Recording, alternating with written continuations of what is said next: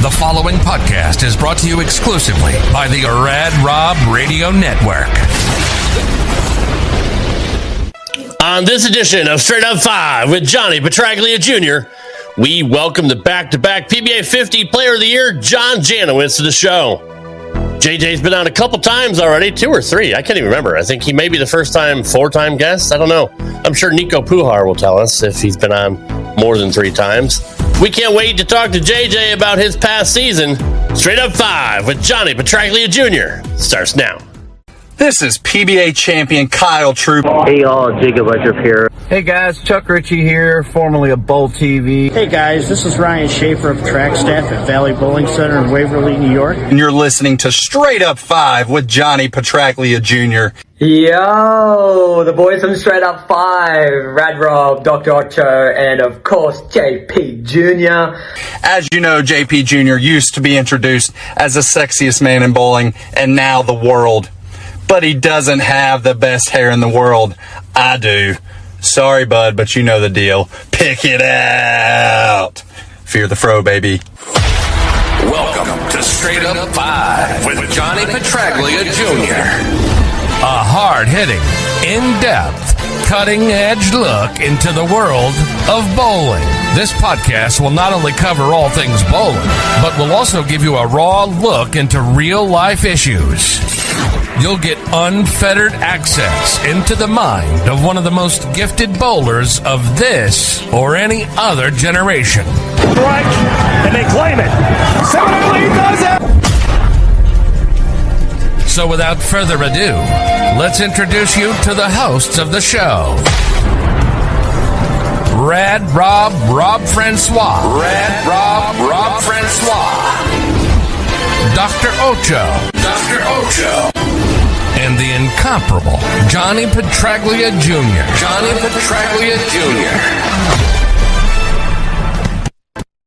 Only in America is it possible to say, you know what, I don't like the way the country is going, and to do something about it. Take that risk. Take that leap of faith. Stay involved. Trust God and act obediently. Romans 12:2 verse. That God will use all things,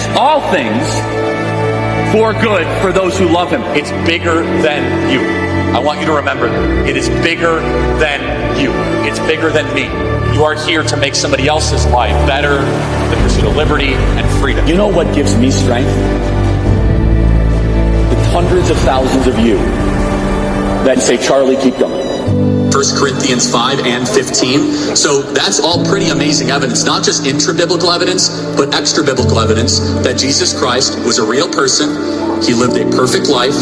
He was crucified, died, and rose on the 3rd day, and He is Lord and God of all.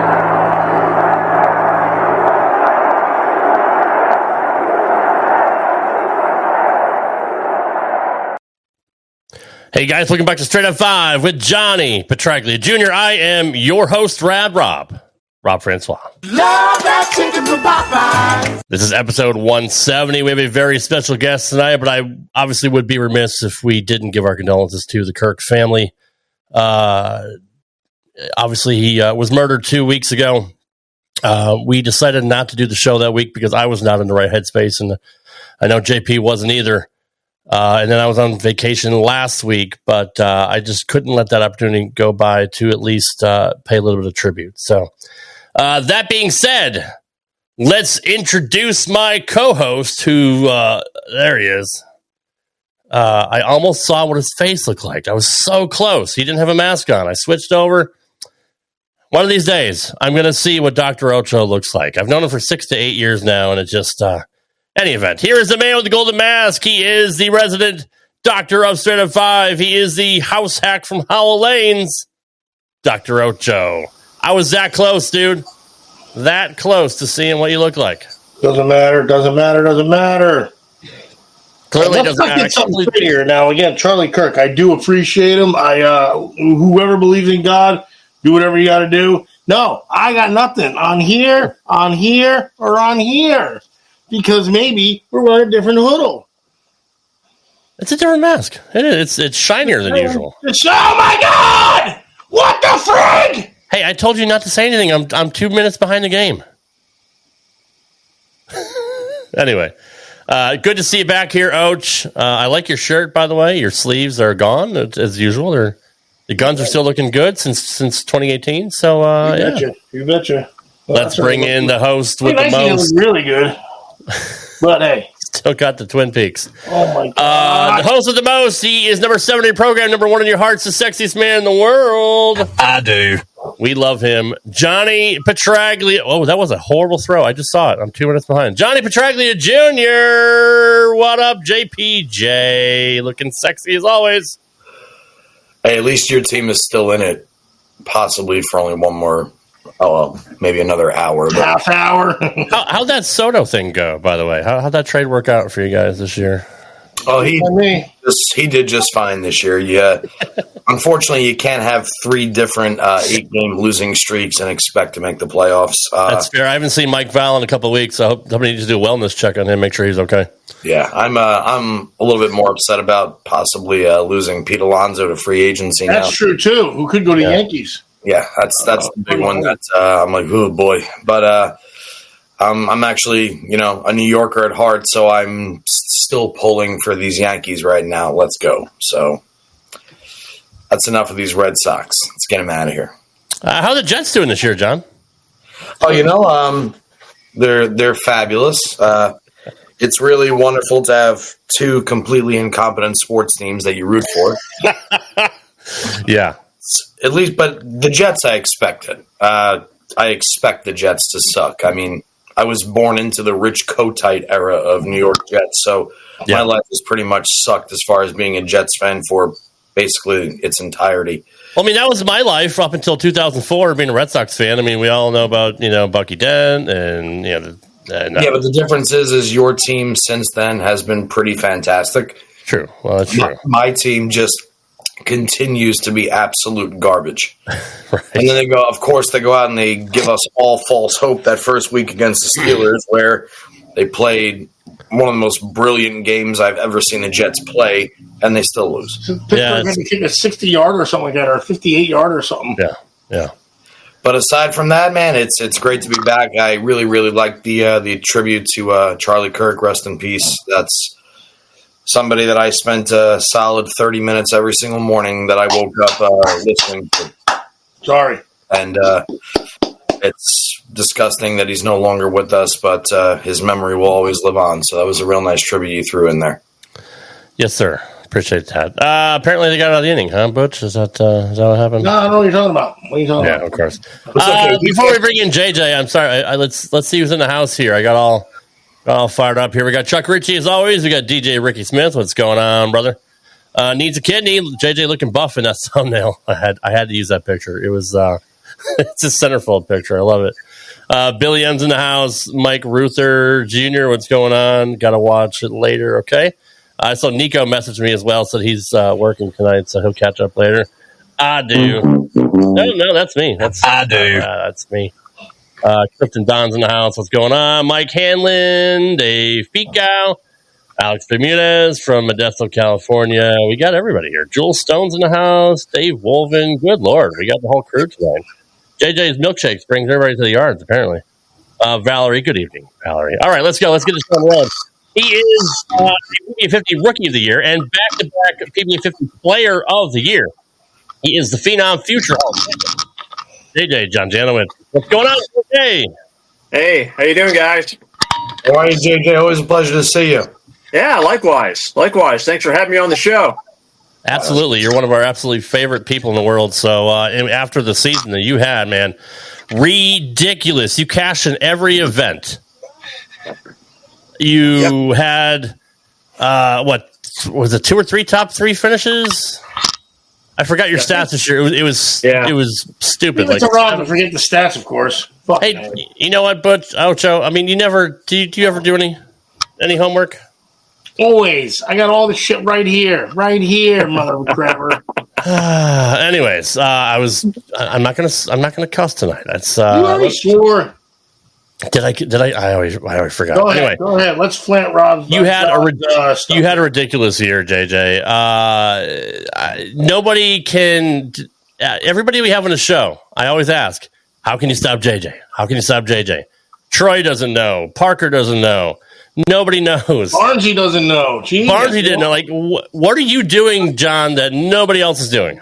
I wish I could say I knew too, but I really don't. Like I said, you just keep trying to get better. As much as I keep continuing to say this, but I mean, like, you just keep trying to figure things out faster more than anything. I think at this level, I mean, everyone can strike a lot once they get lined up, but I've told a few people, it's you try not to be stuck in 180 and 190 purgatory for very long, or fortunately don't even, if you're hopefully don't even get to that point if possible. So, you just keep trying to be a little smarter with equipment, be better with lane play. And, that was one of the things I was fortunate this year to do. I mean, I cashed in every event, which is something that I hadn't done the last couple of years, So, I mean, there was a lot of real good positives from this year. I mean, missed more single pins than I did the last 2 years combined, but yeah, that's something I definitely got to work on. But yeah, like I said, it's just it was a pretty good year, pretty solid year all the way around. Like anything, there's still always some room for improvement, but no, I'm pretty happy with how everything turned out as a whole, though. JJ, kind of feeding off what Rob just said, if you really had to pinpoint one thing that makes you just a little bit different than everybody else, because you're out there with, this is not the senior tour from 1980. You're out there with the greats week in and week out. And to go out and have two absolutely amazing seasons as you have had back to back, the big thing that everybody always talks about, they'll always say, yes, well, JJ works for Kegel. JJ's brilliant. He knows lane patterns more than anybody. He can decipher this. He can do that, yada, yada, yada. That's all fine and dandy. There's a big difference between understanding and having knowledge when it comes to lane play, ball selection. But you have figured out a way to get your ball to go through the pins from zones on the lanes that the likes of Tom Hess, Brad Angelo, Chris Barnes, they can't get their ball to do the same thing. What, if you really had to pinpoint, try and take us through your mentality when you're approaching a tournament. Are you dissecting pattern, topography? What's going through your brain from the start of a tournament? Let's go like all the way to say practice session, feeding into the tournament. Yeah, sure. I mean, as far as practice session goes, I mean, I'll look at the pattern. There were actually a couple weeks I didn't look at the pattern, but I mean, I'll look at the pattern just to see if there's, if it's, if it was modified a little bit, and, I'll kind of look at the distance where the load structure is, is it more toward 5? Is it more toward the ball track? Is it more toward 15? And, see if the load structure kind of matches with the distance. If it does, then kind of where I want my ball, toward the end of the oil pattern. And then I think once you kind of figure that out, then you start throwing practice balls and you see, okay, does, what you see on paper and what you know about the lane surface, does it match, what you had envisioned in your mind to what you were going to see? Sometimes it does, sometimes it doesn't, but once it does, then to me, it's, I think you try to figure out, where you need your ball at the end of the oil pattern. Does it, going to be a little bit farther right or a little farther left than you envisioned? And then from there, you have to kind of figure out where, how do you get there? Is it better to get there going straighter through the front, or is it better to get there using a little bit more angle to the front? And usually one way or the other will tell me more. Usually I just look for whichever way is easier to hit the pocket. And I'll also try to get a good feel for front to back.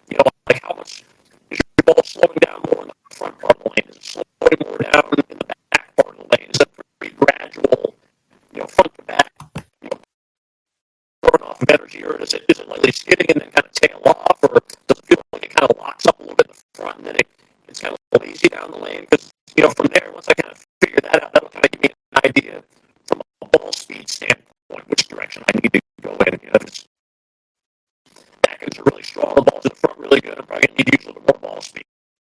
If the back ends are pretty tight, hooks a little bit more, I'm probably going to need to use shinier balls and less ball speed. So, you kind of go through it in that aspect, and then, some of that from there is, you have your core bowling balls that, I like to think I spend a lot of time in the off season trying figure out, okay, what balls are these in the park?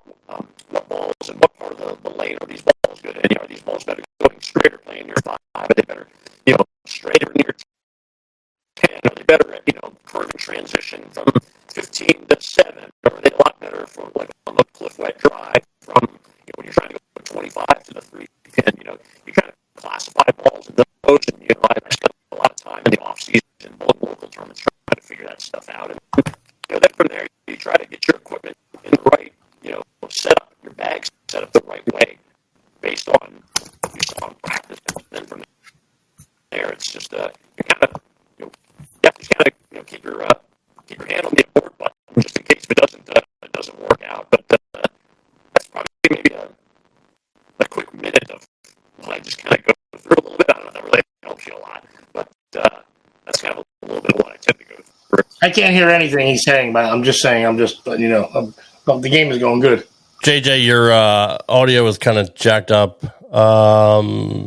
It keeps going in and out. Is there any way you can... And what an inopportune time, because I was trying to read his lips also at the same time. And I'm going to actually have to ask him to repeat it too. It's going like back and forth, and like he's half in, half out. I'm like, I got half of it. I think it's your signal, JJ, unfortunately. If you want to bounce out and bounce back in, that might fix it. Yeah, let's see if that works, JJ. And in the meantime, while he's doing that, I kind of got a little bit of what he was saying there as far as the load structure, it not necessarily matching what the lane pattern itself may dictate. But I hope he gets back with audio, because everything let's try again. I really, really, really want to know. Okay. Can you hear me now? Yes. Yeah, that seems a little better. Yeah, because I was hearing a lot of static there when I started talking, so...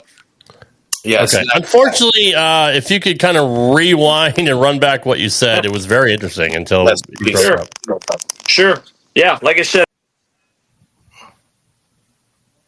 Nuts. As I tend to start out with, and kind of get an idea of, and also if for whatever reason, if I start, things are, start sounding bad, just, let me know. But, like I said, I'll start with the oil pattern, kind of get an idea from a distance standpoint, where it is, and then I look at the load structure. Is more of the shape near 5? Is it more near 10? Is it more near 15?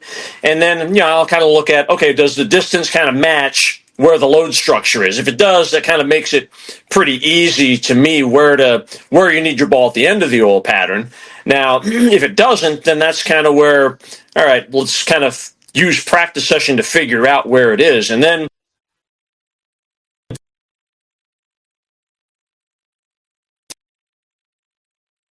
and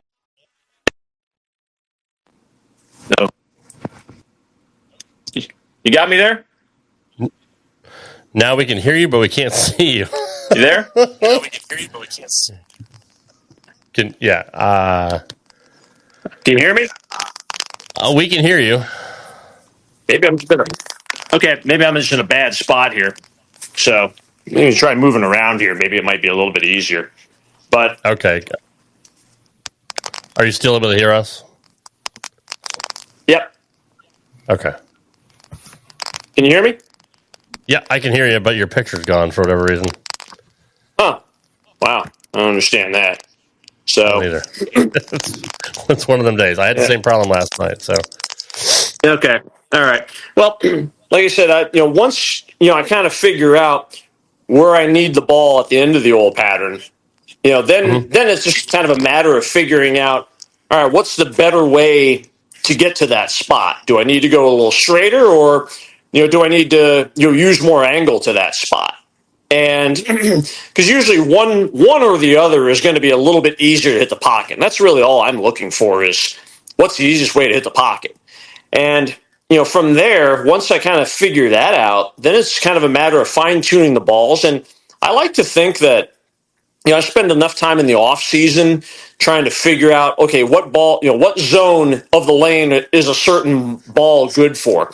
Better for going straight or near 5? Is it better, trying to go 15 to 8? Is it better on the cliff wet dry, going from 25 to the 3 pin?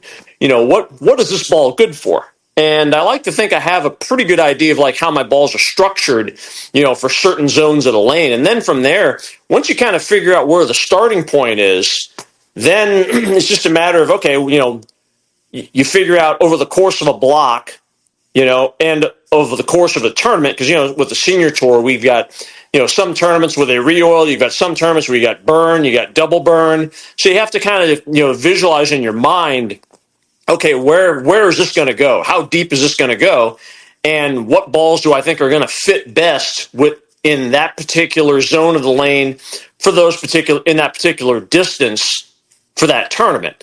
And then you just kind of structure the balls that way. And then, once you actually get into competition, it's just a matter of, you got to hit the abort button if things aren't working. But from there, you just have to kind of go off of what you see, and hopefully you have your equipment right. And maybe I needed to drill a ball, on the truck to kind of fill a gap. But then you just kind of go out and execute from there.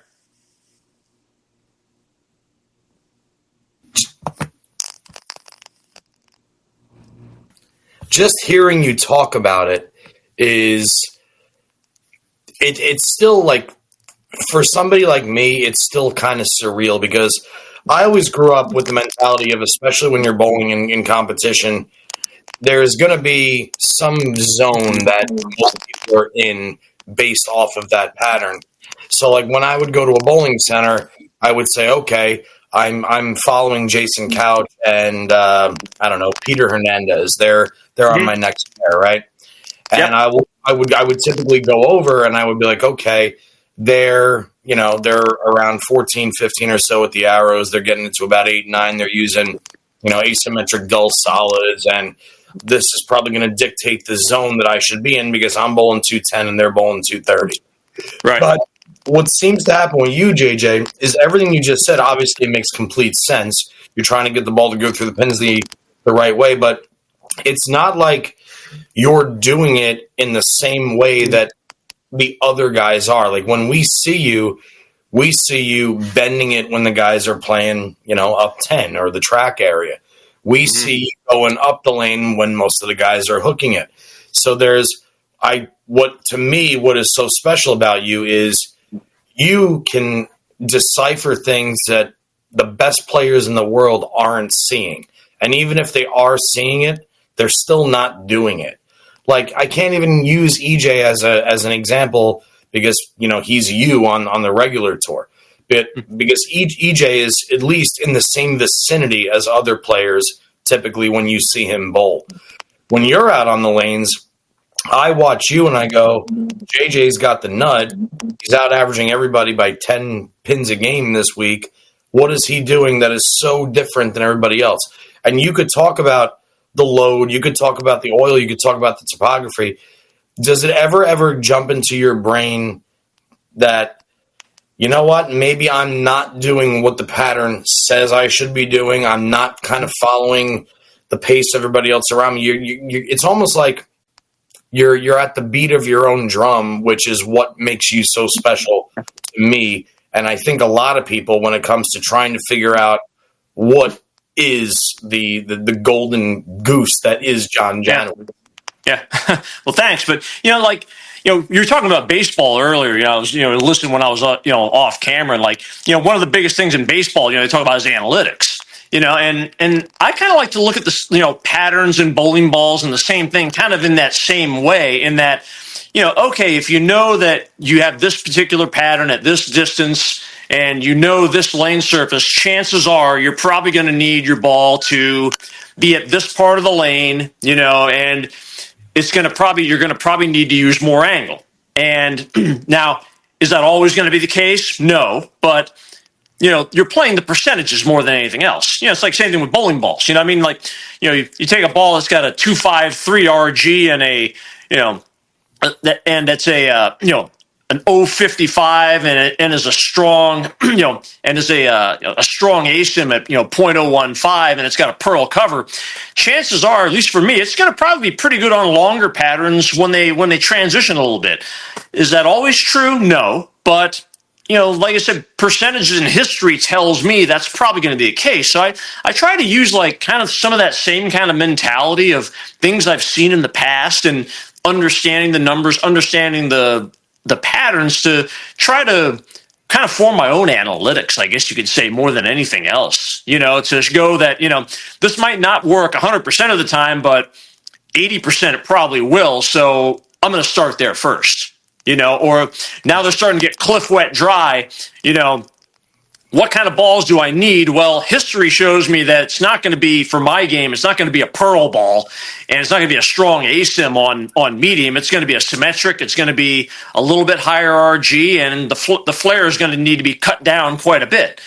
So you start there, and then you kind of build off of, if it doesn't work, then you got to be willing to abort whenever it doesn't work. But I try to use that same kind of mentality a little bit, when it comes to lane play and choosing which bowling balls more than anything else, as when it comes to lining up and trying to keep up with transition.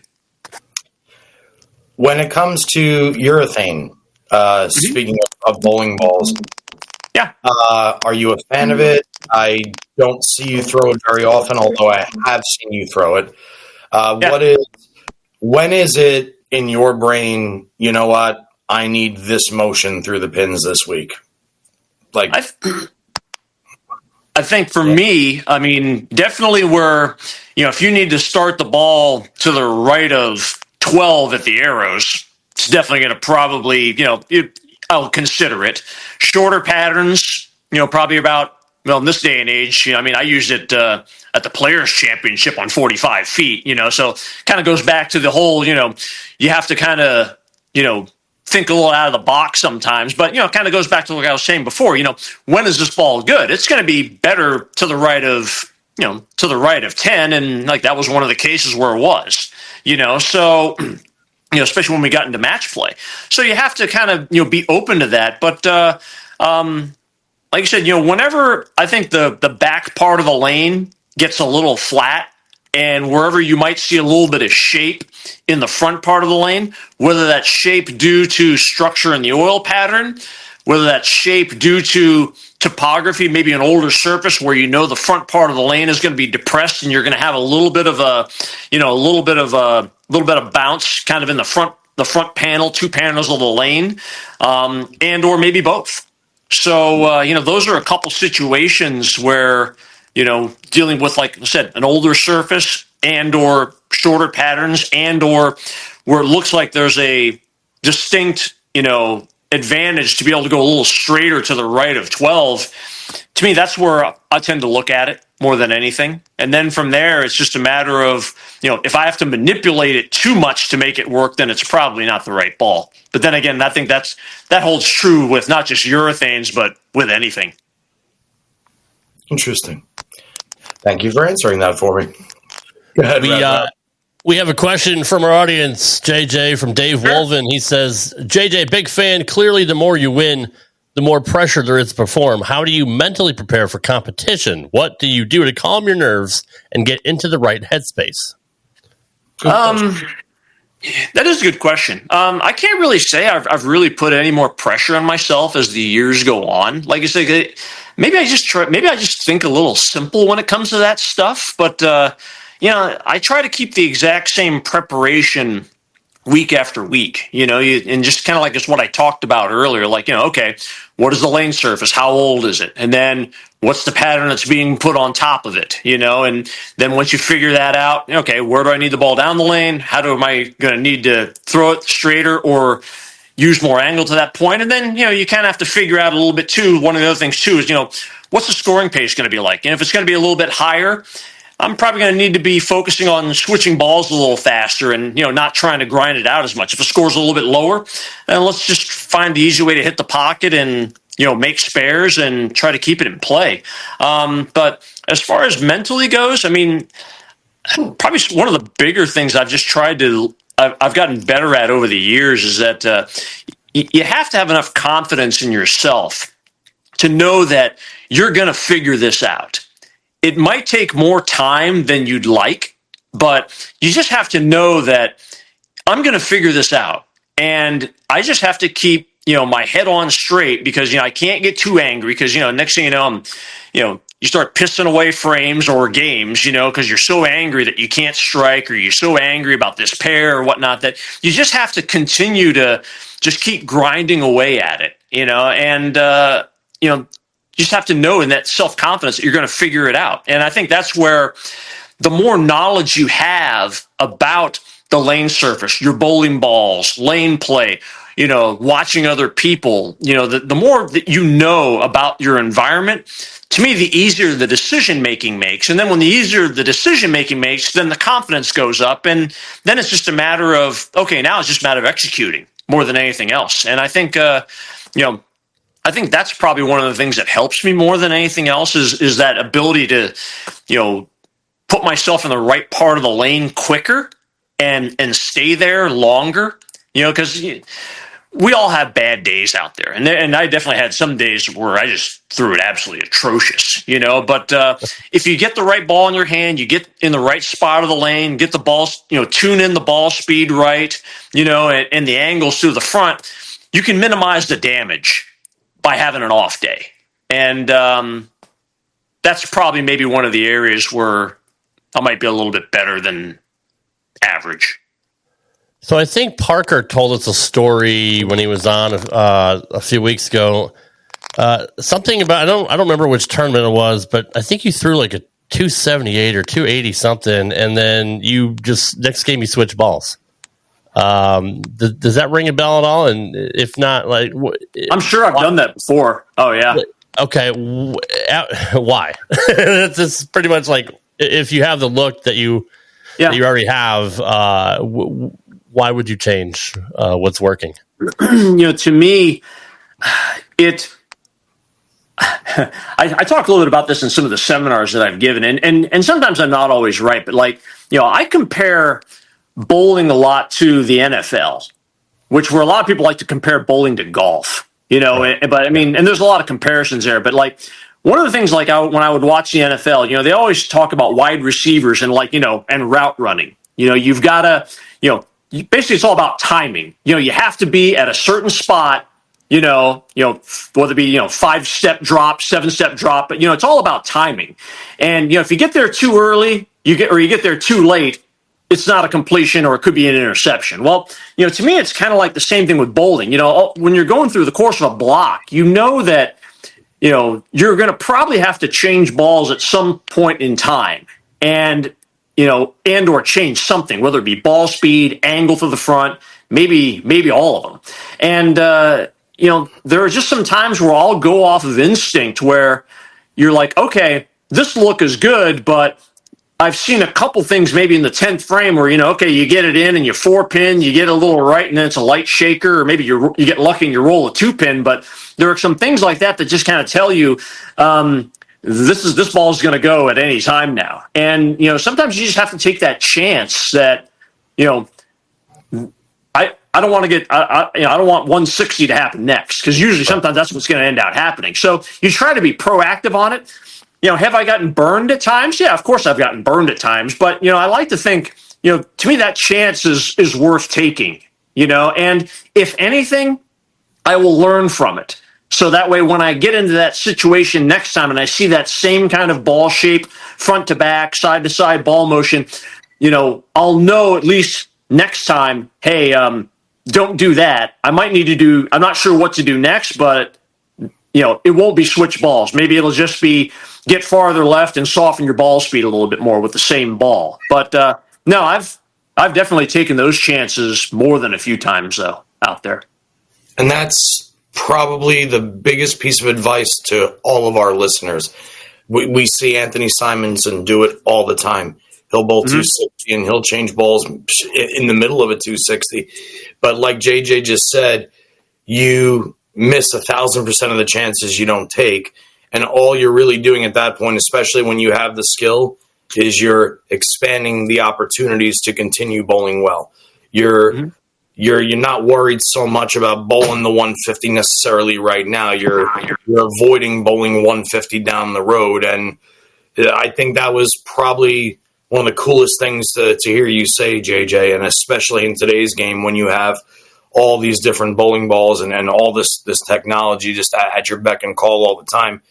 But you said something earlier that I wanted to touch on before we started talking about the big scores and the transitions and changing bowling balls. I'll get back there eventually. I didn't. Oh yeah, sure. We got time. Yeah, I didn't mean to cut you off there, but I actually had a personal question. You mentioned when it came to confidence in yourself, and you had mentioned scoring pace. So when you're at, do you know before the tournament starts, or have at least some kind of a guesstimate as to what you think the scoring pace is going to be? Like, are you getting up there in practice sessions saying, "Oh my God, score is going to be astronomical this week"? And if so, based off what? What factors contribute in your eyes is going to determine? How are you, Mike? Great to see you, brother.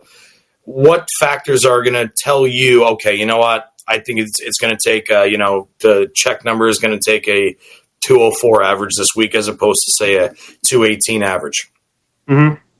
I mean, one of the big things I look for is pin carry in a particular bowling center. Because, when you're dealing with some of the best in the world, they're going to hit the pocket. It's just a matter of whether they strike. And, so I look at how easy it is to strike more than anything. And I look at the pin speed off the kick. One of the things that, I'll look at pretty close is, pin carry. And then you kind of combine that with, how easy is it to hit the pocket? Because if it's pretty easy to hit the pocket and the pin carry is pretty good, well, then you're going to have a pretty good idea in your mind, all right, scores are going to be a little high. Now it's just a matter of, all right, I'm just going to have to keep up with transition. And in that case, to me, bowling balls become a lot more important because now you need probably a fresher cover to get the ball through the pins. If you're not hitting the pocket, or if you're not striking, you probably need to find a ball that's, going to strike, because if they're a little easy, the whole field's going to be hitting the pocket pretty regularly, and somebody's going to fall into it, just fall into good pin carry by accident. So, it's up to me to figure out how I'm going to be able to keep up, same thing too, with certain patterns after a while, you look at the history, you look at some of the ratios, from side to side. It kind of, for me, they kind of give me an idea of about kind of what to expect. And then, once you combine that with the lane surface that's being put on and then the pin carry, that can kind of give me a little bit of an idea going into practice session of what to expect. And then it's just a matter of actually, bowling practice session and seeing if I was right or not. Justin DiBianco wants to know, as someone who's designed lane patterns, what's something most pros still overlook about how oil patterns break down during competition? I think good questions. Thanks, Chad. Justin, good question, bro. Things that pros overlook, probably. I think sometimes the volume can tell you a little bit in relation to how long it is. 32 mils isn't really a whole lot of oil in this day and age, especially on a, one of our formats where you've got double burn. But, 32 mils in a, 38-foot pattern condensed that short. Yeah, that's a pretty good amount, so that you're going to see some pretty good transition front to back, and the ball's going to probably come off the end of the pattern a lot stronger that way. I think sometimes also some of the pros don't always look at the load structure of where is the shape in relation to the distance more than anything. I think that's probably one of the, seeing if the load structure, and what I'm talking about is is more of the shape between 8 and 12? Is it more between 5 and 8? Or is it more a little bit flatter and a little bit more diagonal, to where there's not as much definition? I pay pretty close attention to that to kind of get an idea, maybe if there might be some spots where, you might be able to see a little bit of, extra side-to-side, room, and it might be in the front part of the lane. It might be down the lane, but, I think I try to look at that pretty close in the load structure. I think sometimes those guys don't always see that, and, they probably don't see it because, I do this for a living. That's what I've been doing for the last, 28 years now. So Right. Jim Rogers wants to know, how do you and Jess pick your restaurants? Your restaurant selection is almost as good as your lane play. That's some weeks it's definitely a lot better. A lot of the restaurant selection for me is it's a combination of three different things. It's research online, what locals recommend, and dumb luck. That's pretty much the three. I mean, I've run into some great places just by, walking around in the off time and, hey, this place looks okay. Let me see what this is like.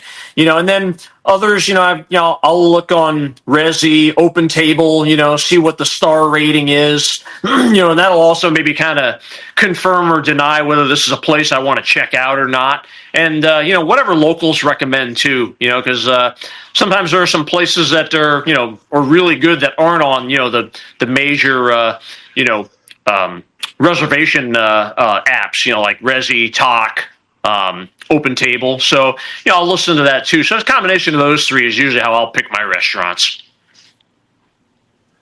Buddy Lee wants to know, when you're home here in Florida and are not working at Kegel, do you give lessons? I actually don't, because my job at Kegel is tech support. So I'm actually helping with when the lane machines break down. I'm one of about 4 people that they'll call for that. If they're needing pattern help, getting their house pattern to score better or designing a tournament pattern, I'm one of about 2 people that they'll call for that. So no, actually, technically I don't work directly in the training center, but they've also, the training centers also asked me to come out a couple times when there have been, people that had some questions regarding, most of the time it's about patterns or things like that. And I'll go down and, and answer their questions for them though. So kind of indirectly, I kind of work a little bit for the training center, but not on a day-to-day basis though. Gotcha. JP. Yeah. Thanks, Rob. JJ, I have a question as far as your pre-shot routine. Obviously, you do. I could turn on any video from any tournament I've ever watched you bowl, and you do the exact same thing. And I'm always a big preacher of pre-shot routine consistency. The guy who is stepping on, we talked about baseball, the guy who steps on the pitcher's mound, taps his glove 2 times, steps the exact same way when he's rocking back. Yep. On the bowling lanes, I always talk about Parker Bone. His entire career, he does 2 swipes with the towel, puts the ball on his right hip. He's over the air. He wiggles his fingers 2 times, and he gets everybody's got a pre-shot routine. You can watch the show Walter Ray from 1980 to now. He does the exact same thing. Your pre-shot routine is a little different simply because you're actually taking the element where they say, distribute the weight in both hands. Don't be too locked in on one side. Your ball is draped to your side, and then you'll bring it up to your starting position. Have you always done that? Why do you do that? What is your reasoning behind it? No, that actually started probably about 3 years ago. And some of it had to do with, the biggest problem I've had is my arm swing gets behind my back a little too much. And as a result, then it bounces back out to the right. By the way, were you able to see me back on video at all or no? No, we only have your audio. But okay, all right. Yeah, I'm not really sure why that happened, because otherwise I definitely would have showed you. But you're back now. Oh, okay, yeah. I don't know what happened there. I just touched something, and there I am. So weird. Awesome. But one of the things that I feel like I have a problem with is, like I said, the swing goes behind my back. So, and one of the things that is the carry angle. When I talk about the carry angles, when you hold your hand by your side, it's how much does your forearm kind of stick out away from your body? Well, I feel like mine is a little bit farther than probably the average person. And I think that also contributes to, when I go to, push the ball away, it naturally tends to want to go a little away from my body. And holding it down is kind of one of the ways that I'll actually try to get it straightened out more than anything. And then that way I'm able to keep the inside of the elbow down and make sure that I kind of get that in the right position. What I'll also do is look at the forearm angle, make sure that that's parallel. We'll also make sure that when I push the ball away, that it has the best opportunity to swing straight down as opposed to, kind of more at an angle. And like I said, that's kind of something I did 3 years ago and kind of more in practice just to try to get that feel right. And it just kind of stuck with me more than anything. And the reason why I do that too is I like to preset where I want my hand at the bottom of the swing. So, that kind of, I can already kind of feel it. And then when I preset it and you've got all the weight of the ball hanging by your side, well, now you're really opening your hand up, in spots to where you're going to ensure that you're going to clear. Where sometimes if you're holding it up here, the more the weight is on your thumb, and where now if you got it hanging by your side, for me, I've already kind of got my hand in the position that I want it, and I know I have confidence it's going to clear. And if I don't feel like it's going to clear, then I need to go back to the bevel, get a bevel knife out and make sure it does clear, or move my tape around to where it is going to clear. And then from there, it's like I said, once I have that, preset, then it's just a matter of pick it up and go. That's incredible. Thank you for answering that question. Sorry, that was maybe a little complex, but I mean, that's in reality what I'm trying to do is, you're trying to ensure that, you're going to put yourself in the best opportunity to make the best shot. And that, if your hand is, if that inside of the form is parallel with the boards the same way every time, if that, if you get your preset, your release, to where you've got, the weight of the ball to where it's going to clear, where you get maybe your thumb a little more in, your index fingers maybe a little bit more, tucked in to where you want to get out of it to clear. If you do that every single time, your chances of your ball, being thrown the same way every time, to me, increases exponentially. Thank you very, very much for that, JJ. I've actually been curious about it, and I totally understand. It's so intricate, it's so detailed. And you legit do it the exact same way every single time, and it's kind of just goes to show, the value of having that mentality along with doing the same thing every single time to get yourself in the exact spot that you need to be to execute a perfect shot. I got a question for you. Yeah. Do you ever get flustered or mad when you're bowling? Oh yeah. It's very, very hard from the outsider's perspective to actually see it. How do you cope with it? I try and preach to everybody all the time the importance of the mental game when it comes to bowling, not getting down on yourself. You can very, very easily turn a 180 into a 140 if you're not in the right headspace. Oh, by far. I mean, I think it's human nature to get angry, but, I guess the one thing I've learned over the years is that, if you get all upset and mad, did it solve the problem? No. Did it, did you make a better shot as a result of it? No. Do you still have 70 in the fifth? Yes. What do I need to do to fix this problem? And when you start getting too much anger and emotion, and if panic starts to set in, panic never fixed anything. So to me, you just have to, you have to let that stuff go and accept the fact that, this is going to be part of the game at some point in time, but all right, let's continue to go through, let's keep your head on straight and, just continue to try to, go through the logic of, how do we solve this problem? And one of the best things I remembered, we talk about, the NFL and the comparisons of bowling.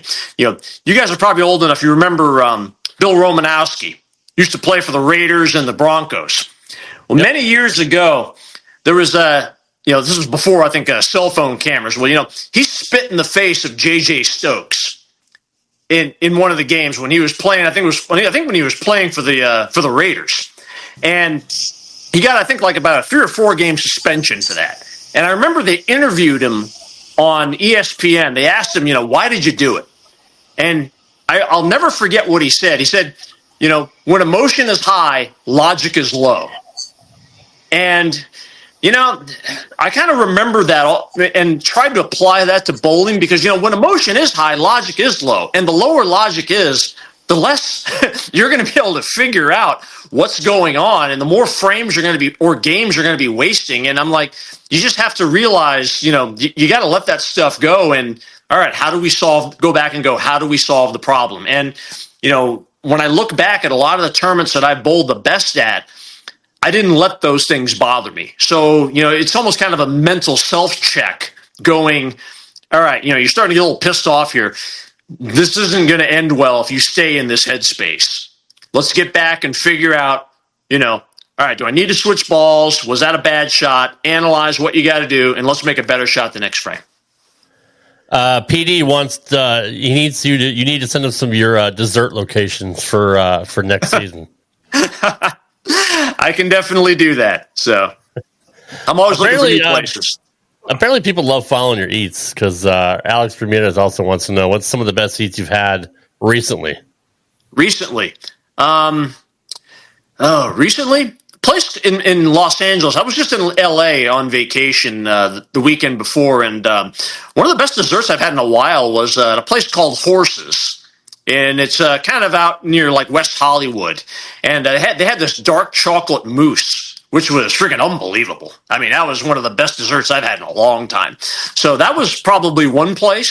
And also, like, whenever I go out west to L.A., you've got there's a chain of bakeries out there called Susie Cakes.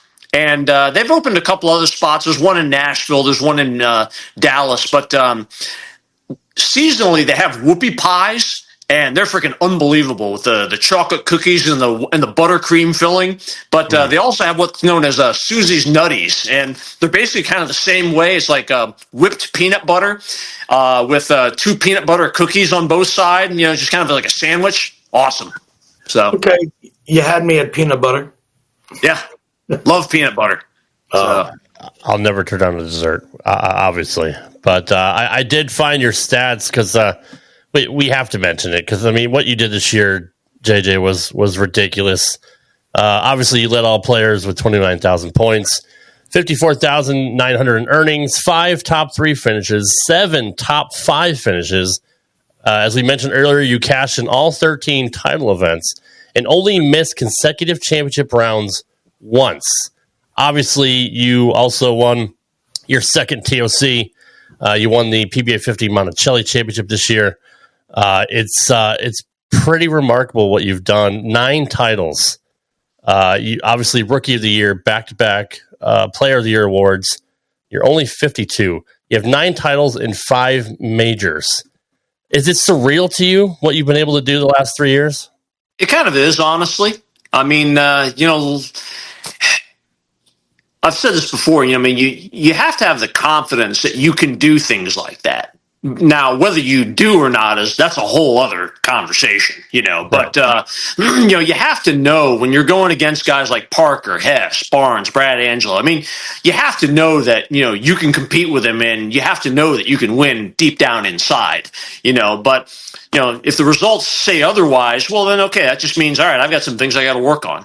How do I get better? Whether it be making better shots, getting better at lane play, seeing transition better, getting better at spares, whatever it may be. Then from there, it's just a matter of going back to the lab and figuring out, okay, what is it? A physical problem? Is it a equipment issue, a knowledge issue, or maybe some combination of both? But and that's what I'm always kind of monitoring all the time, every year, year after year. Like, how can I get a little bit better?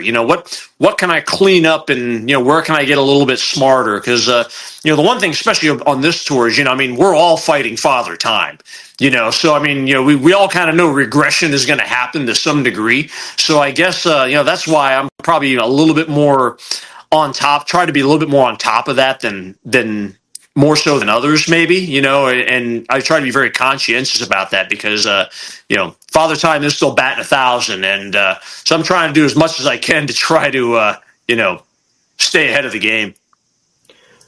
JJ, when you made the decision to go out on the senior tour, did you go out with any set expectations in your mind? Or did you just say, you know what? I want to go out and do this, and let's see how it goes, and apply everything you've been talking about throughout the course of this show and past shows you've been on with us. But did you expect to have, I'm assuming that you expected to have some level of success. Did you expect to be the most dominant force on the entire tour back-to-back years? No, I didn't have that expectation. I mean, I felt like I wasn't going to lose money out there, but, how much, success you're going to have. I mean, since I never bowled tour before, and these guys have been bowling for a living their whole life. I mean, you have to kind of realize, okay, there's going to be a learning curve out here to some degree, whether it's, the trend or, just being on the road all the time, whatever it may be. I knew there was going to be some a degree of a learning curve. And, but no, I mean, at the same time, I mean, I've been bowling my whole life too. I've been bowling, granted, a lot more of it's like on weekends and in smaller, stints. I wasn't doing this for a living, but, I kind of thought to myself, okay, let's go ahead and apply what I've learned from all these years between lane maintenance, being a bowler, Team USA and everything. And, let's see where I'm at and go from there.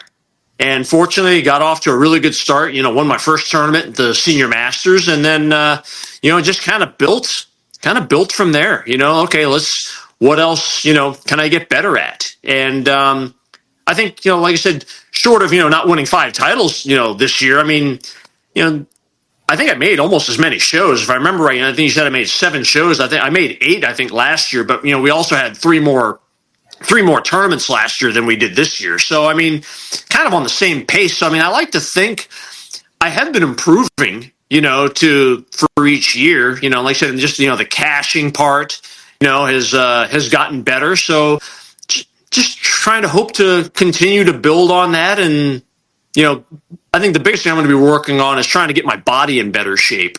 So that way I can, continue to try to hold off Father Time as much as I can.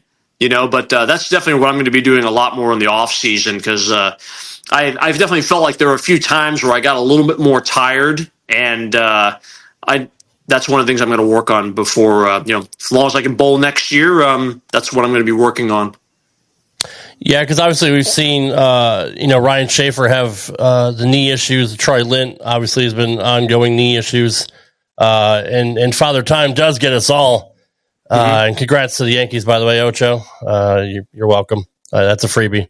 How are you doing physically, John? Not bad. I mean, I've definitely started, pushing more weight here. I've kind of gone back to a little bit heavier weights, and where before I was kind of doing like more total body workouts, but not really a lot of weight. I'm trying to do a little bit more weight, and also trying to get. Had a little bit of in the last year and a half, me too much when I bowl, but I actually had an MRI done about a month ago on it. And fortunately there was no damage, but there was some fluid, in my hip area there. So I've actually been into physical therapy, trying to work on some exercises to get myself, see if I can, overcome, some of the stiffness more than anything that's in my right hip. But yeah, that had been kind of bothering me a little bit in the last year. It's in your right hip, though? Because that's right not even hip. like really I see it. Don't get me wrong. I see as you push off, but like that's why. I guess that's why it's still a non-issue, though, right? Like you're not really trying to. Yeah, like I said, it's not. It hasn't really caused me any real pain, but mostly it just has to do with like if I'm going to like lift my left leg up to go tie my shoe, I don't have any problems with it. If I go lift my right leg up, you can't do it. Much tighter in the groin area, and in the upper part of the hip. So I've been trying to find ways to loosen that up and maybe build some strength around, some of the areas around there, so it takes some of the pressure off of that. It's funny you say that because I've done so much stuff for my left hip that my right hip is starting to fall, but then my right hip I started to do more stuff than my left hip is starting to fall. So I totally understand the hip issue. Any tips for that, Oach? No, she's on. He's got it. He's listen. I have. Well, I mean, you're a doctor. I was just asking. No, he's going to physical therapy, and that's actually what he should do for this issue.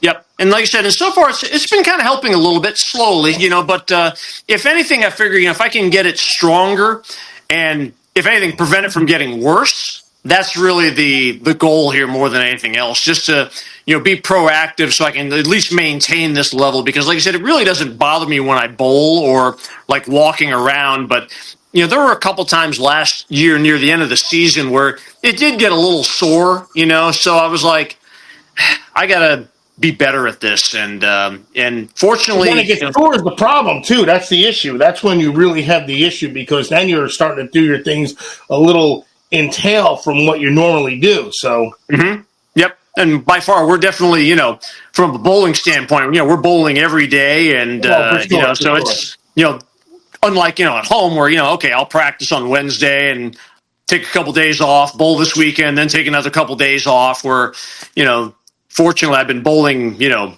max games for a lot of these events, at least bowling to the last day. So just a lot more strain on the body. So does traveling, kind of hurt that as well? Driving around all the time, or does that not play a factor? The driving actually is fine. Like sitting is okay, but like I said, it's mostly just when I have to start lifting that right leg and get it closer to my upper body. That's where it starts to get kind of tight. It's almost like where they said that it had some fluid. It's almost like that's where the fluid kind of starts putting pressure, and that's really where it bothers me more than anything else. But otherwise, like in everyday life and whatnot, it's really not really much of an issue at all, though. Well, that's good. I mean, you always have kept, yourself in great shape anyway. So you've been ahead of the curve of that. We've seen a lot of that with the younger guys on the national tour. We've seen Kyle Troop decide he wanted to get in better shape, and he's in phenomenal shape now. And Butters said the same thing. And you're looking at a lot of the bowlers now are realizing how important, their health is, because bowlers are athletes. And it's funny because Heather Sterner, I had her on a different show, and that's her big thing. I mean, she's huge into nutrition and training, and she gets people custom workouts and all that, because bowlers really are athletes. Oh yeah, and she's actually one of the ones that helped me with my workouts over the last 5-10 years as well too. That's awesome. Good. She's phenomenal. She's absolutely phenomenal. She'll help anybody. She's very, very knowledgeable when it comes to that. But so what are your expectations going forward? I mean, it's kind of who knows what's going to happen, but say that you get the hip thing worked out, it doesn't bother you, next year, and you're in great health. Do you have any reason to expect not to have the same results? I mean, or you just kind of just play it week to week? Yeah, I mean, I guess I'm one of those people that I try not to look too far ahead, into the future, because with life, you just never know, especially as we're getting older, from a health standpoint, you never know what's really going to happen, but assuming that, I can still bowl the tour, and, come, April or May, whenever we, start back up, that I'm healthy, I like to think I've got a pretty good chance to try to make a three-peat out of this. But, like anything, things change, as equipment, new equipment starts coming out, sometimes it's good for you and sometimes it's not, so, you have to, to me, that's kind of something I constantly, kind of fight all the time, is like, do I just continue using some of the older balls, or, do I try to find ways to make these newer balls work? Because, there's sometimes, there are guys that can make some balls work way better than I can, and they make them look really good.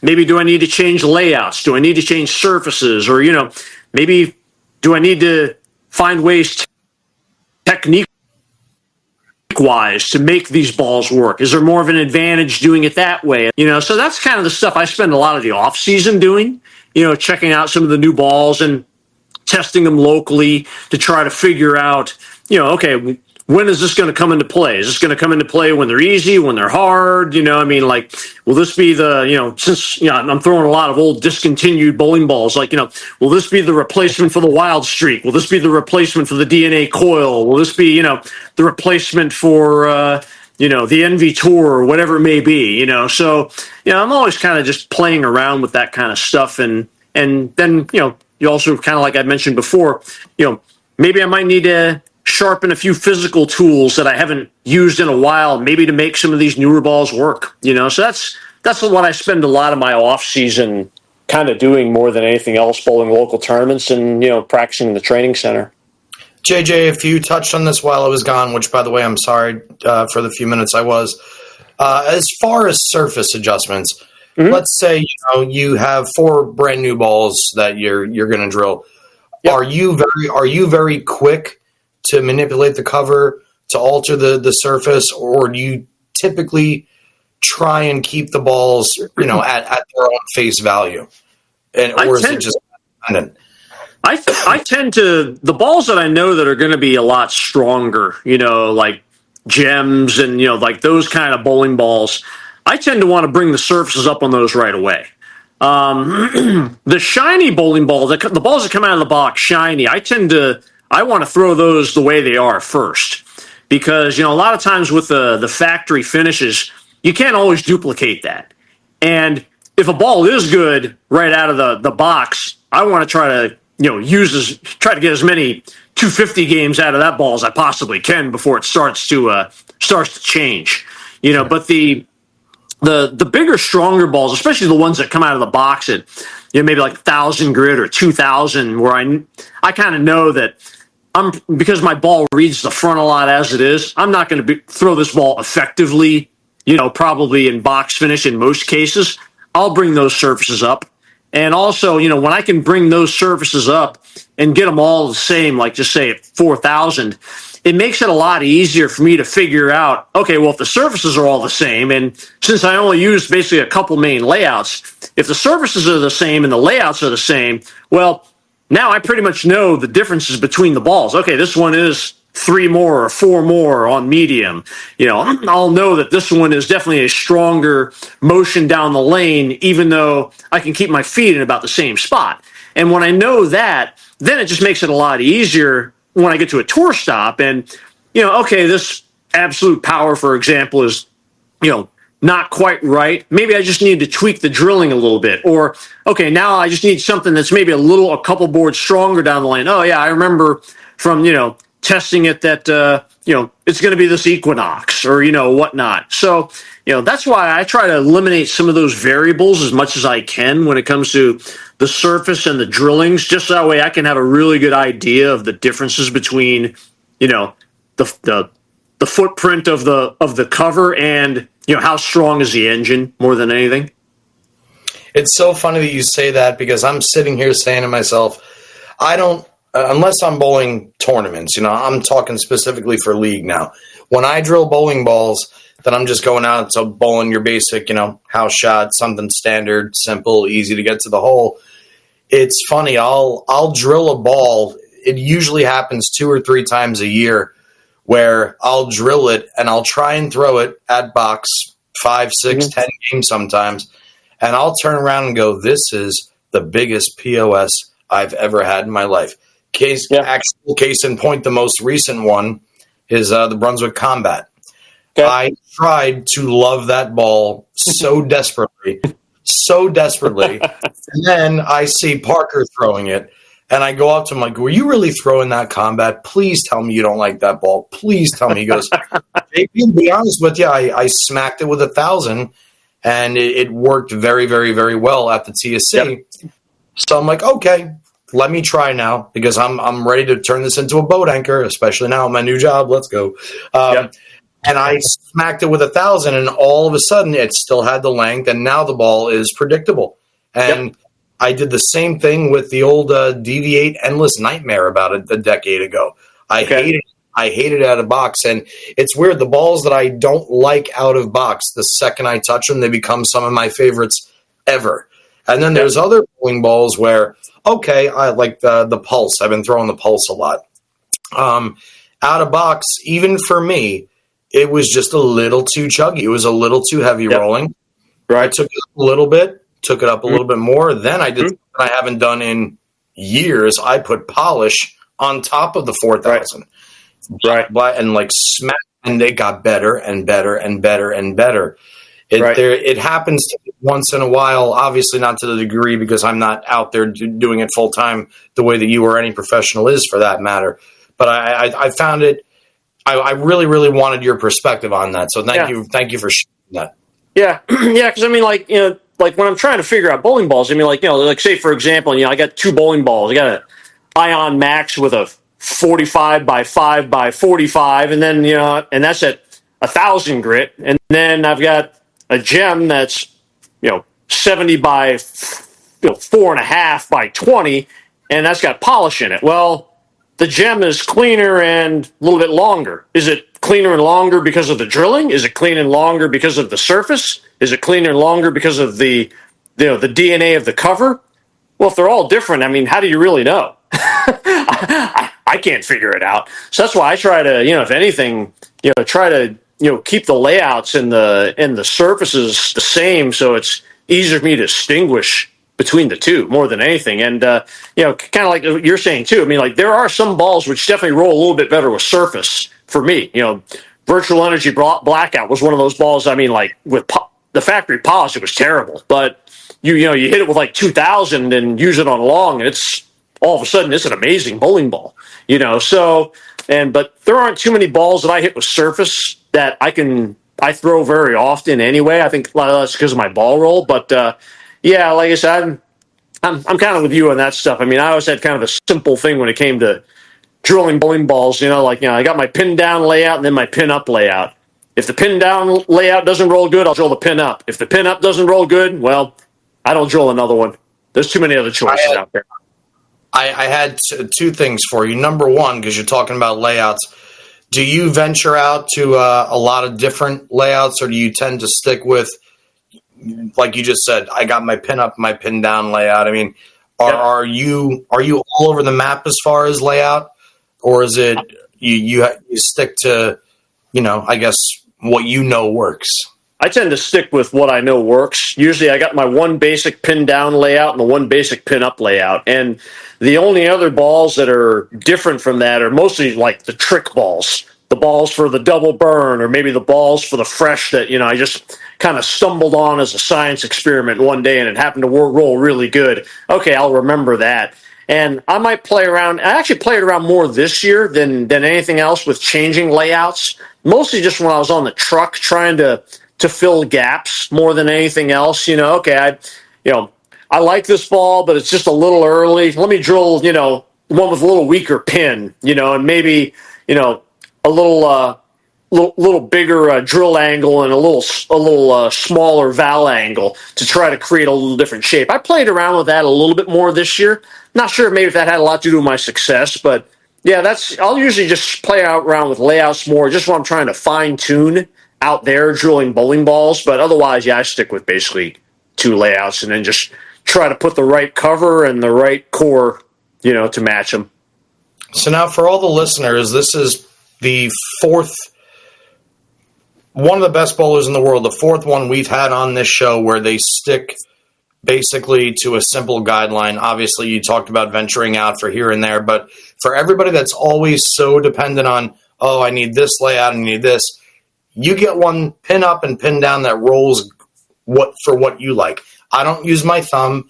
My go-to layout on virtually every ball is 70 by 3 by 30, or even 2.5 by 30. I like to invert the mass and the CG towards my palm for that little bit of extra length, and it's not too angular for what I like to do.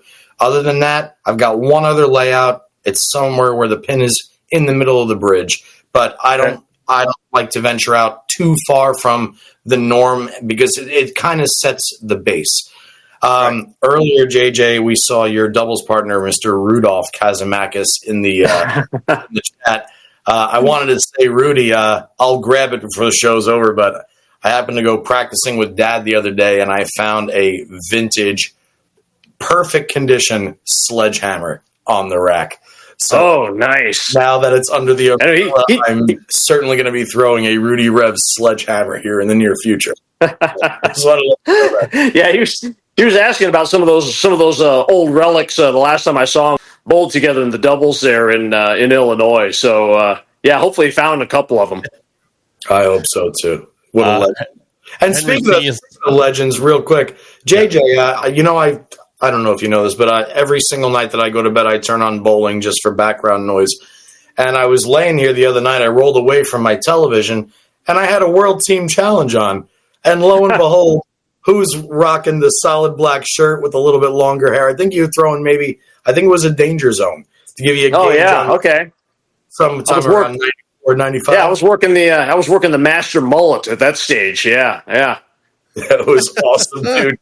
And was I wearing the Gladiator too? I might have been the only person ever made TV wearing a Gladiator other than Pete Couture. So it's funny though, because earlier you had mentioned the starting position and the direction of your elbow and the target and all that. And on that show, you weren't doing it. And now that I'm thinking about it, I actually have to go back and watch it, because you said one of the tendencies was your swing went a little bit more behind your back. Yep. And now that I think about it, it's so minuscule. I mean, you still threw it awesome, but now that I'm thinking about it and I'm relating it to what you do now, I'm like, holy shit. Like that's to me, that's what separates the best from the good players, is the ability to be able to manipulate something so minuscule. And it's just a product. It's a product of why you are the way that you are. So I wanted to point that out too. I think it's awesome. Yeah. Well, thanks. Sorry, I mean, just at that level, at the level that we compete at, I mean, it really does come down to just the small things that really make the difference, because I mean, whatever can get you, another 20 or 30 pins a block, whatever can, get you another one more hit every other game. I mean, in these longer formats, that's hundreds of pins, and, to me, that's where those details matter, and any little advantage that you can get and be a little bit smarter, get lined up quicker, see transition faster, I mean, in any window that you can get, watching other people, to try to figure out what's going to come next, and who's bowling well. Whatever you can learn to see it quicker. I mean, against guys like Angelo and Hess and Parker. I mean, any advantage you can get. I mean, that's to me. I need that. I have to have it, because those guys they're truly great. Final question here from our chat, JJ. Henry Thief wants to know, what is a physical tool that you mentioned using them earlier that you experiment with? Your art side, grip pressure position. How do you use your pinky finger or ring finger? What is the little minute details that you try to experiment with? Yeah, I mean, I tend to I tuck my pinky finger, but if I'm trying to get more up the back of the ball, I'll untuck it, because it allows me to be able to get the ball to roll into a different part of my hand, where it makes it easier for me to get up the back of the ball. So if I feel like I need to trap it and make it go more forward, I'll untuck the pinky, and then from there.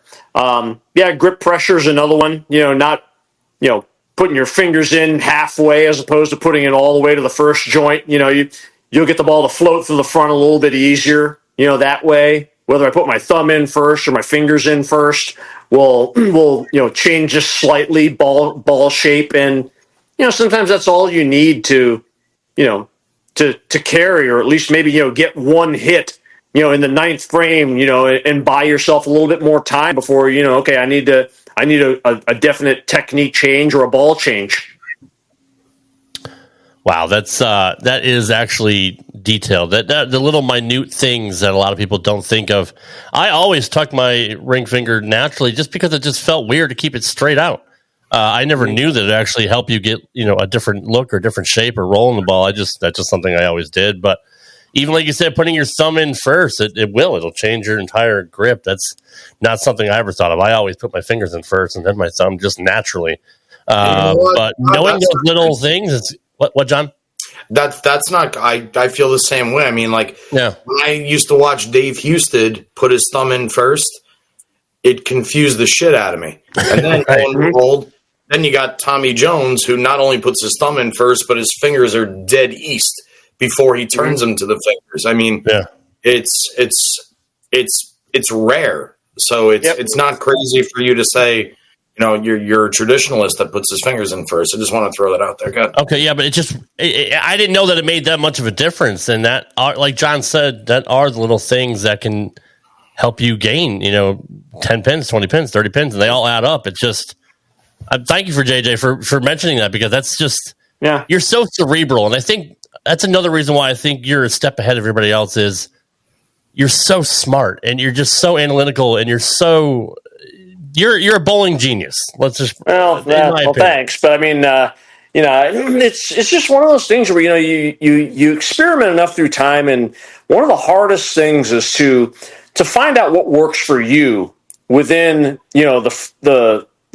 the framework of your game and what you physically can and can't do. And, that just takes years to figure that stuff out, what you're good at more than anything else, the pecking order of, do I throw it hard? Do I change grip pressure? Do I spin it more? Do I loft it more? What do I do? What are my best skill sets? And then, matching the equipment with it, and then, ball speeds and things like that. How far can I go? And then, it's just a matter of putting all that stuff together. And that takes a while. And especially, when you're bowling against some of the best in the world, and, you're kind of deciding between, a ball change or, maybe I need to find some way to strike, whether I need to, put my thumb in first or something like that. That's just decision making that, it just takes years to kind of figure out, what the best plan of action is in that particular moment. And, there's still a lot of guesswork involved. But, I do know that, sometimes, switching balls at times, when they're hard, switching balls can put you into a completely different zone of the lane that you don't want your ball reading in, and so sometimes, especially when scoring pace is low, you just need to manipulate your hand a little bit more and grip pressure a little bit more just to kind of keep that ball in the slot. And things like that are really especially important for me, like when we're bowling the U.S. Open, because that's probably one of the hardest tournaments that we have every year, on senior tour, so, but, the other ones are definitely tend to be a little on the softer side, but that one's a little harder. So, that one I tend to, especially I know it's it the right way. I wanted to mention this too. Kind of just like to add and snowball a little bit. It's the other thing about it is I have my dear friend and also my boss, Nick. We were talking about this today at work because I'm on one of my stretches again in Majestic Lanes where I've bowled 4 honor scores in the last 2 weeks. And he asked me today, he goes, is it just like normal when you step up in the 10th frame right now, or do you still get nervous? I said, Nick, I get nervous every single time, whether it's league, whether it's a practice game, whether it's a tournament. I still feel the same nerves every single time I step up in the 10th frame. The difference is, after being there enough times and knowing your own tendencies, you kind of just learn how to cope with it. You learn what not to do. My dad bowled 298 on television in 1978. In 1994, when he bowled his 300, and he actually said, I'll never, ever bowl 298 on TV ever again. And if I do, I'm certainly not going to go through the nose when I do it. Nothing really changes other than the fact that you've been there enough and you've beaten the horse enough that you know your body's natural tendencies. Mm-hmm. So I think it's a good lesson for everybody to kind of listen to and try and absorb. I mean, remember, a clean game with 2 doubles is 215. You take away 2 of those spares, now you're bowling 190, 180 sometimes. Yep. And just even having that mentality, whereas approach the spare the same way you're approaching the strike shot. It's just as important, if not more. Or when you're in the 10th frame and you know your natural tendency is, oh my God, I'm in a pressure situation, I'm going to yank it, I'm going to thumb it down. But it's always going to be there. But if you're aware of it and you know how to deal with it and fix it, it always makes, getting better easier, I guess, so to speak. And like you said earlier, with more emotion, there's less logic. So if you can be logical in that moment and understand what's happening around you, Rudyard Kipling, the poem If you can keep your head about you, when all about you, they're all losing theirs. It's one of the elixirs, and you have it, JJ. You have it on a level that I've personally never seen before. And it's truly, I know I'm rambling now, but it's truly an honor to watch. And listening to you, I actually feel like a smarter person just listening to you. Absolutely. Like I remember, a while back, and I don't know if he still does or not, but Pete Weber said Hold that, on, JJ, there you are. You got me? There you are. Okay. Yeah. We got you. I remember, I think it was Pete Weber said years ago that, like, on the 12th ball for 300, he would always move 2 left. And I think that was like, that kind of goes to, like, what you talked about is a tendency that he knows. And, at this level, I think that's where the pre-shot routine comes into play. Because, I think everybody gets nervous to some degree, when it comes to you need to throw that strike or a double in the 10th to win the tournament. But, at this level, it's really just about emotion management. Some are better at it than others. And, pre-shot routine comes into play, breathing properly comes into play. I remember, and that's, same thing, just getting water, in your body. A lot of bad shots and breathing, it just comes from, your body's just struggling for oxygen, a lot of times, and that's where some bad shots come in. So, you just try to put yourself in the best position to, make the best shot. And, you don't always do it, but, if you, listen to your body, the breathing part, the pre-shot routine, if you do all those, and like for me, the whole thing with the setting up properly, making sure your hands in the right position, and not, if you do all that, chances are you're going to put yourself in the best position to make the best shot. And that's, at this level, that's all you can ask for. Absolutely. Final question for me, JJ. There's so many great bowlers out there on the PBA50 Tour. You mentioned several of them. Is there anybody that is on the cusp? Let's say Tom Doherty, first year. Is there anybody that you are kind of worried about on tour? Anybody that maybe has your number? Who are you looking at when you go out there on the lanes? Tom Hess is tough every single year. He's when he's got his little thing going, man, he's really hard to beat.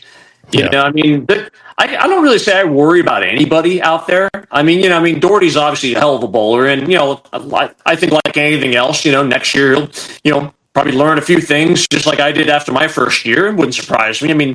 It didn't surprise me that he won the senior masters, and he bowled well overall. I know he probably was expecting a better year by his standards, but it's not going to surprise me if he bowls really good next year. But I just know maybe it's just because of recent memory or whatnot, but it seemed like Hess beat me up a lot more this year than the last couple of years.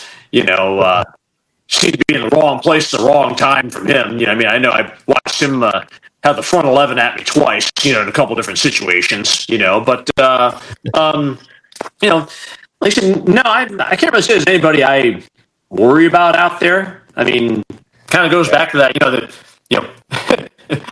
sometimes the worst enemy is the one, between your own ears, so I probably just try to monitor that more than anything. I was going to say, most of them are probably worried about you at this point. Right. And it's funny because Parker and I always joke about that, because Parker always said he never looks at anybody either, but he always said there were people who he had the number of and people who had his number. And he always used Jason Couch and Mike Albee. He said, every time I bowl Albee on television, he kicks the shit out of me. But every time I bowl Jason, I kick the shit out of him. Yeah, Hess was pretty good against me, especially this year. I'm still 0-2 versus Dave Wadka in the best 2 out of 3 match play. He beat me up twice. So yeah, I'm probably gonna go to therapy about that one. Probably in the off season as well too. But like I said, overall, no, I don't really concern myself. You just try to. You can't be at the level you're at being concerned about other people. I concern myself more about my own. JJ, you're also breaking up again, buddy. You're breaking up. We're losing you again. Can you hear us? Yeah. Hold on a second here. Yeah. Thank you. Yeah. And dude, what a genius. The man is, and he's on a different planet. Seriously. He is. How about better? Yes, we're good now. Okay. All right. But now, like I was saying, I'm more concerned not about my opponent. I'm more concerned about how well I prepare for that particular day. that particular pattern, that particular squad, that particular lane condition, that particular pair. I'm more concerned about how I prepare for that than I am my opponent. Yeah, absolutely. That's the mentality of a winner. And it shows. You're right. You're right. It shows. Well, JJ, hey, we really appreciate you working with us. Sorry about all the technical difficulties we're having, but we appreciate you hanging in there and giving us amazing insight. We say it all the time. We learn something new every time on this show, and this is your third or fourth time on, and we're still learning more about the game and about you. And we can't thank you enough for like I said, thanks for having me on the show, man. I really appreciate you guys, man. And like I said, I really enjoy your show. And let me know if if you need me on again at some point in time. Hey, go win another Player of the Year. We'll have you on every week. Yeah, congrats, man. Seriously. That's the goal.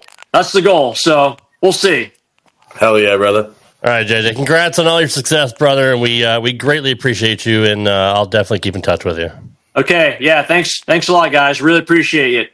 Thanks, JJ. Talk soon. All right. Have a great night, man. Thank you. All right. Bye. See you later. Before we wrap up, I personally have a few things I would like to say. Sure, JP.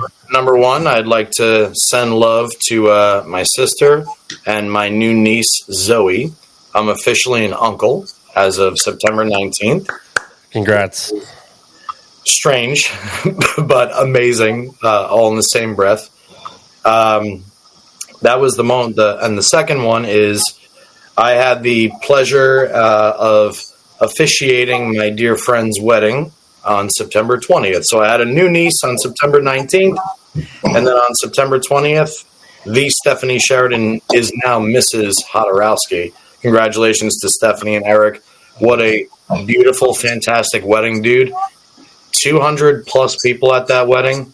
Wow. Everybody smiling, everybody happy. It's truly a reflection of how wonderful those two people are. And I'm assuming if they could have 500 at that wedding, they would have. And thank you, Steph and Eric, for my Man, Myth, Legend officiant shirt. I should have worn it tonight, but I didn't.